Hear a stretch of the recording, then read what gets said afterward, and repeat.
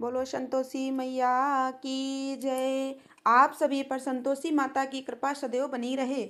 शुक्रवार के दिन संतोषी माता की व्रत कथा जरूर सुननी चाहिए। एक गांव में एक बुढ़िया रहती थी जिसके 7 बेटे थे। 6 बेटे कमाने वाले थे लेकिन एक बेटा निकम्मा था। 6 बेटे कमाने वाले थे और एक बेटा निकम्मा था। बुढ़िया माँ 6 पुत्रों का जूठन 7वें पुत्र को दिया करती थी। 7वां पुत्र एक दिन अपनी पत्नी से बोला, देखो मेरी माता का मुझ पर कितना प्रेम है। वह बोली, क्यों नहीं, सबका जूठा बचा हुआ तुमको खिलाती है। तब वह बोला, जब तक आंखें से ना देख लूं मान नहीं सकता। पत्नी ने हंस कर कहा, देख लोगे तब तो मानोगे ना। फिर कुछ दिनों के बाद एक बड़ा त्योहार आया। घर में 7 तरह के भोजन और चूरमा के लड्डू बने। वह पत्नी की बात को जांचने के लिए सिर दर्द का बहाना बनाकर पतला कपड़ा ओढ़कर रसोई में जाकर सो गया और कपड़े में से जब देखता रहा 6 भाई भोजन करने आए। उसने देखा माँ ने उनके लिए सुंदर सुंदर आसन बिछाए, 7 तरह की रसोई परोसी और आग्रह करके उन्हें भोजन कराती रही। वह चुपचाप देखता रहा। 6 भाई भोजन करके उठ गए। तब माँ ने उनकी 5 थालियों में से लड्डुओं को टुकड़ों को उठाया और एक लड्डू बनाया। जूठन साफ करके माँ ने उसे पुकारा, उस बेटा, उठ बेटा, उठ बेटा। भाइयों ने भोजन कर लिया, तू भी उठकर भोजन कर ले। तब उसने कहा, माँ मुझे भोजन नहीं करना, मैं परदेश जा रहा हूँ। माता ने कहा, कल जाना हो तो आज ही चला जा। वह बोला, हाँ आज ही जा रहा हूँ। ऐसा कहकर वह घर से निकल गया। चलते समय उसे थी, वह वहां गया और जाकर बोला, तुम सुनो, मेरे पास तो कुछ नहीं है, ये अंगूठी है, यही ले लो, अपनी कोई निशानी मुझे दे दो। पत्नी बोली, मेरे पास क्या है, ये गोबर भरा हाथ है। ऐसा कहकर उसकी पत्नी ने पीठ पर गोबर के हाथ की थाप मार दी। तब वह चल पड़ा। चलते चलते दूर देश में पहुंच गया। वहां एक साहूकार की दुकान थी। वहां जाकर बोला, सेठ जी मुझे नौकरी पर रख लो। साहूकार को नौकर की सख्त जरूरत थी। साहूकार ने कहा, काम देखकर तनख्वाह मिलेगी। उसने कहा, सेठ जी जैसा आप ठीक समझें। अब उसे साहूकार के यहाँ नौकरी मिल गई। वह वहां दिन रात मेहनत से काम करने लगा। कुछ दिन में दुकान का लेन देन, हिसाब किताब, ग्राहकों को माल बेचना, सारा काम करने लगा। साहूकार के 7-8 नौकर थे। वे सब चक्कर खाने लगे, लेकिन उसने कभी लगन, परिश्रम और ईमानदारी से सभी को पीछे छोड़ दिया और उसे फिर अपने लिए किए का फल भी मिला। सेठ ने उसका काम देखा और 3 महीने में उसे मुनाफे में साझेदार बना लिया। परिश्रम करते करते 12 वर्षों में ही वह नगर का नामी सेठ बन गया और सेठ अपना सारा कारोबार उस पर छोड़कर बाहर चला गया। इधर घर पर उसकी पत्नी पर क्या बीत रही, वह भी गृहस्थी का सारा काम करवा कर उसे लकड़ी लेने जंगल में भेजा करती। इस बीच घर की रोटियों के आटे में से जो भूसी निकलती उसकी रोटी बनाकर रख दी जाती और फूटे नारियल की नरेली में पानी दिया जाता। इस तरह उसके दिन बीतने लगे। एक दिन जब वह जंगल में लकड़ी लेने जा रही थी, तब उसे रास्ते में बहुत सी स्त्रियां संतोषी माता का व्रत करती दिखाई दी। वह वहां खड़ी होकर पूछने लगी, बहनों ये तुम किस देवी देवता का व्रत कर रही हो और इसके करने से क्या फल मिलता है? इस व्रत के करने की क्या विधि है? यदि तुम अपने इस व्रत तुम्हारा बड़ा एहसान मानूंगी। उनमें से एक स्त्री बोली, सुनो, ये संतोषी माता का व्रत है। इसके करने से निर्धरता और दरिद्रता का नाश होता है, लक्ष्मी आती है, मन की चिंताएं दूर होती हैं, मन को प्रसन्नता और शांति मिलती है, निपुत्री को पुत्र मिलता है, पति बाहर गया हो तो शीघ्र लौट आता है, कुंवारी कन्या को मनपसंद वर मिलता है, चलता मुकदमा खत्म हो जाता है, गृह क्लेश की स्थिति खत्म होती है, घर में धन जमा हो, धन जायदाद का लाभ होता है और भी जो कुछ भी मन में हो सब कुछ संतोषी माता की कृपा से पूर्ण होता है। इसमें संदेह नहीं है। तब वह पूछने लगी, यह व्रत कैसे किया जाता है, यह भी बताओ तो बड़ी कृपा होगी। वह स्त्री कहने लगी, बहन बिना परेशानी श्रद्धा प्रेम से जितना भी बन सके प्रसाद लेना, 5.25 पैसे से 5.25 आने का या फिर इससे भी ज्यादा शक्ति भक्ति के अनुसार गुड़ और चना लेना और शुक्रवार को निराहार रहकर कथा कहना सुनना। इसके बीच में क्रम टूटना नहीं चाहिए। लगातार नियम का पालन करना। सुनने वाला कोई ना मिले तो घी का दीपक जलाकर उसके आगे जल से भरा हुआ पात्र रखकर कथा कहना, परंतु नियम नहीं टूटना चाहिए। जब तक कार्य सिद्ध न हो नियम पालन करना और कार्य सिद्ध हो जाने पर व्रत का उद्यापन करना। 3 मास में ही माता पूरा फल प्रदान करती हैं। यदि किसी के ग्रह खूटे हो तो तब भी माँ 1 वर्ष में अवश्य उसको अनुकूल करती हैं। कार्य सिद्ध होने पर ही उद्यापन करना चाहिए, बीच में नहीं उद्यापन करना चाहिए।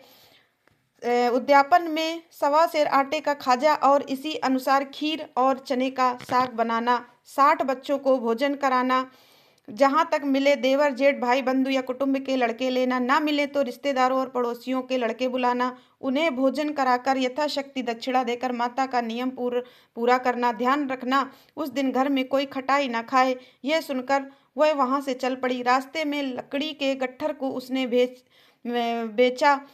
बेच दिया और उन पैसों से गुड़ चना लेकर माता के व्रत की तैयारी करी। आगे चली। रास्ते में संतोषी माता के मंदिर में जाकर वह माता के चरणों में लेट गई और विनती करने लगी, माँ, मैं दीन हूँ, मूर्ख हूँ, व्रत के कोई भी नियम नहीं जानती हूँ, मैं बहुत दुखी हूँ। हे माता, मेरा दुख दूर करो, मैं तुम्हारी शरण में हूँ। संतोषी माता को उस पर दया आ गई। एक शुक्रवार बीता कि दूसरे शुक्रवार को ही उसके पति का पत्र आया और तीसरे शुक्रवार को उसका भेजा हुआ पैसा भी आ गया। सब लोगों ने पूछा। अब तो यह देखकर जेठानी मुंह सिकोड़ने लगी। इतने दिनों बाद पैसा आया, इसमें क्या बड़ाई। लड़के ताने देने लगे। काफी चाची के पास तो पत्र आने लगे, रुपया आने लगा। अब तो चाची के खूब खातिर बढ़ेगी और अब तो चाची बुलाने से भी नहीं बोलेगी। बेचारी सरलता से कहती कि भैया, पत्र आए, रुपया आए तो हम सबके लिए ही तो अच्छा है। ऐसा कहकर आंखों में आंसू भरकर संतोषी माता के मंदिर में जाकर वह मातेश्वरी के चरणों में गिरकर रोने लगी। कहने लगी, माँ, मैंने तुमसे पैसा तो नहीं मांगा, मुझे पैसे से क्या काम, मुझे तो अपने सुहाग से काम है। माँ, मैं तो अपने स्वामी के दर्शन और सेवा मांगती हूँ। तब माता ने प्रसन्न होकर कहा कि जा बेटी, तेरा स्वामी भी जल्दी आ जाएगा। यह सुनकर खुशी से बावली होकर वह घर आकर काम करने लगी। अब संतोषी माता विचार करने लगी कि इस भोली भाली पुत्री से मैंने कह तो दिया कि तेरा पति शीघ्र आएगा, पर आएगा कहाँ से। वह तो इसे में भी याद नहीं करता। उसे इसकी याद दिलाने तो अब मुझे ही जाना पड़ेगा। संतोषी माता ने एक बुढ़िया के बेटे को स्वप्न में समझाया, पुत्र, तेरी पत्नी कष्ट उठा रही है। उल्टा उल्टा पुल्टा यह तो मुझे भी पता है, लेकिन क्या करूं, वहां कैसे जाऊं।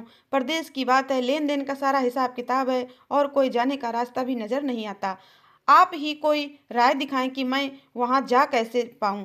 तब संतोषी माता कहने लगी, सवेरे नहा धोकर संतोषी माता का नाम ले, घी का दीपक जलाकर दंडवत कर और दुकान पर जाकर बैठना। देखते देखते ही तेरा लेन देन सब कुछ चूक जाएगा और जमा माल बिक जाएगा। साँझ होते धन का ढेर लग जाएगा। अब तो वह अगले दिन सुबह जल्दी उठा। उसने अपने मित्रों परिचितों से स्वप्न में माता द्वारा कही गई बात सुनाई। वे सब उसकी बात सुनकर खिल्ली उड़ाकर हंसने लगे। कहने लगे, कहीं कभी सपने में भी सपने की बात कहीं सच्ची होती है क्या। लेकिन उसमें एक बूढ़ा व्यक्ति बहुत समझदार था। बोला, देखो भाई, मेरी बात मानो, इस तरह सच या झूठ कहने के बदले देवता ने ऐसा कहा है वैसा ही करना, तेरा क्या जाता है। अब बूढ़े व्यक्ति की बात मानकर नहा धोकर उसने संतोषी माता को प्रणाम किया। फिर घी का दीपक जलाकर दुकान पर जा बैठा और जैसे संतोषी माता ने कहा वैसा ही हुआ। शाम तक धन का ढेर लग गया।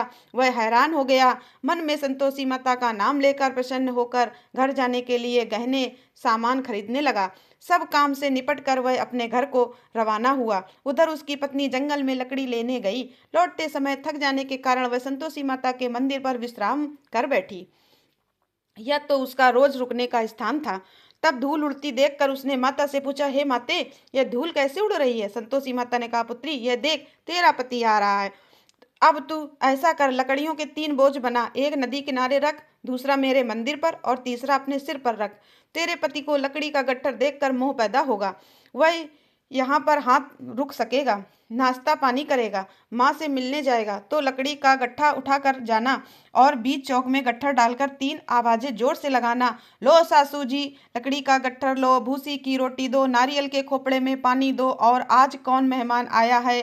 संतोषी माता की बात सुनकर वह बहुत अच्छा माँ कहकर प्रसन्न मन से लकड़ियों के 3 गट्ठर बना लाई। एक नदी के तट पर, दूसरा माता के मंदिर पर। इतने में ही मुसाफिर वहां पर पहुंचा। सूखी लकड़ी देखकर उसको इच्छा हुई कि अब यही पर विश्राम कर लें और भोजन बनाकर खा पीकर फिर गांव को चलें। इस प्रकार भोजन करके विश्राम करवा कर अपने गांव में आ गया। उसी समय बहू सिर पर लकड़ी का गट्ठर लिए आई। उसने गट्ठर को आंगन में डाला, जोर से 3 आवाजें लगाई, लो सासू जी, लकड़ी का गट्ठर लो, बासी रोटी दो, नारियल के खोपड़े में पानी दो, आज कौन मेहमान आया है। यह सुनकर सास ने अपने दिए हुए कष्टों को भुलाने के लिए कहा, बहू, तू ऐसा क्यों कह रही है, तेरा पति ही तो आया है। बैठ। मीठा भात खाकर कपड़े गहने पहन। पत्नी की आवाज़ सुनकर उसका पति बाहर आया। फिर उसके हाथ में पहनी अंगूठी देखकर और उसकी दशा देखकर वह व्याकुल हो गया। उसने माँ से पूछा, माँ यह कौन है? माँ बोली, बेटा ये तेरी ही तो पत्नी है। आज 12 वर्ष हो गए जब से तू गया, तब से सारे गांव में जानवर की तरह भटकती फिरती है। काम काज कुछ नहीं करती, 4 समय आकर खा जाती है। अब मुझे देखकर भूसी रोटी और नारियल के खोपड़े में पानी मांगती है। तब वह बोला, माँ मैंने इसे भी देखा है और तुम्हें भी। मुझे दूसरे घर की चाबी दो, मैं उसमें रहूंगा। माँ ने कहा, ठीक है बेटा, जैसी तेरी मर्जी। ऐसा कहकर माँ ने चाबी का गुच्छा बेटे के सामने रख दिया। उसने दूसरे घर को खोलकर सारा सामान जमाया। एक ही दिन में वहां राजा के महल जैसा ठाट बाट हो गया। अब क्या था, वह सुख भोगने लगी। अगला शुक्रवार उसने अपने पति से कहा कि सुनो, मुझे संतोषी माता को उद्यापन करना है। पति बोला, बहुत अच्छा, खुशी से कर लो। अब वह उद्यापन की तैयारी करने लगी। जेठ के लड़कों को भोजन के लिए कहने लगी। उन्होंने मंजूर किया, परंतु पीछे से जेठानी ने बच्चों को सिखला दिया। देख रहे, भोजन के समय सब लोग खटाई मांगना, जिससे उसका उद्यापन पूरा ना हो। अब लड़के भोजन करने आए। खीर पेट भर कर खाई, लेकिन माँ की बात याद आते ही उसने कहने लगे, चाची हमें कुछ खटाई खाने को दे दो, खीर खाना हमें बिल्कुल अच्छा नहीं लगता। और लड़के उठकर खड़े हुए। फिर बोले, पैसे लाओ। भोली भाली बहू कुछ भी नहीं जानती थी, उसने उन लड़कों को पैसे दे दिए। लड़कों ने बाजार जाकर उन पैसों से इमली खरीदी और खाई।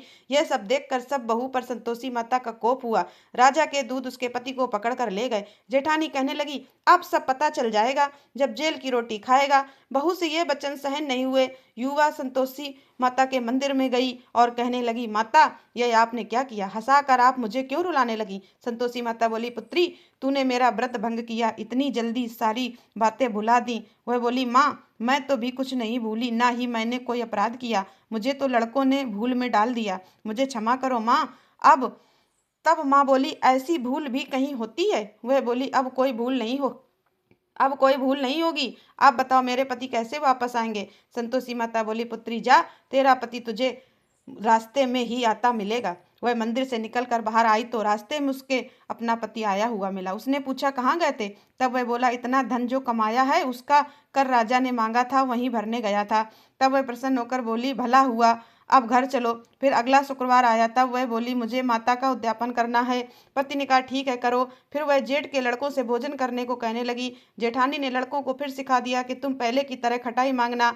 अब की बार लड़के भोजन करके बैठे रहे, लेकिन भोजन करने से पहले ही कहने लगे, हमें खीर पूरी अच्छी नहीं लगती थी, घबराता है, कुछ खटाई खाने को दे दो। तब वह बोली, खटाई तो खाने को नहीं मिलेगी, खाना हो तो खाओ, उनके उठकर वरना उठकर चले जाना। पर उसने ब्राह्मणों के लड़के बुलाकर उन्हें भोजन करवाया, दक्षिणा दी, उन्हें एक एक फल दिया। इससे संतोषी माता प्रसन्न हो गई और माता की कृपा से 9 माह बाद उनको चंद्रमा के समान एक सुंदर पुत्र प्राप्त हुआ।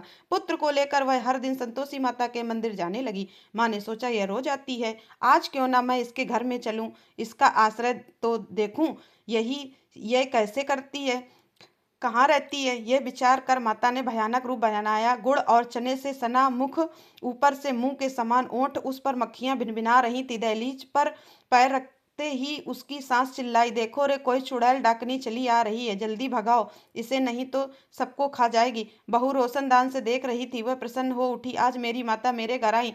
ऐसा कहकर दूध पीते बच्चे को गोद से उतार दिया। यह देखकर सास क्रोध में बोली, अरे देखो तो जरा, इसे उसको उतावली कैसी उतावली हुई जा रही है, जो बच्चे को ही पटक दिया। इतने में ही सास माँ के प्रताप से जहाँ देखो वहाँ लड़के ही लड़के नजर आने लगे। वो बोली, माँ जी, मैं जिनका व्रत करती हूँ या वही संतोषी माता है। ऐसा कहकर उसने झट से घर के सारे किवाड़ खोल दिए। सबने फिर तो माता के चरण पकड़ लिए और विनती करके कहने लगी, माता हम मूर्ख हैं, अज्ञानी हैं, आपके व्रत की विधि हम नहीं जानते, आपका व्रत भंग कर हमने बड़ा अपराध किया।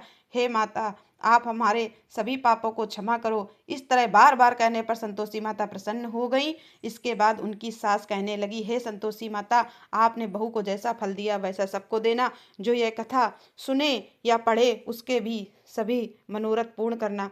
प्रेम से बोलिए संतोषी माता की जय। जिस प्रकार से आपने उस बहू के घर को धन धान से भर दिया, उसी प्रकार सभी पर कृपा करिए। और जो यह कथा को सुने वो उसके भी घर पढ़िए। और कथा सुनने के बाद वीडियो को लाइक सब्सक्राइब अवश्य करें, उसके भी घर में धन धान्य की कोई कमी न रहे। जय माता दी।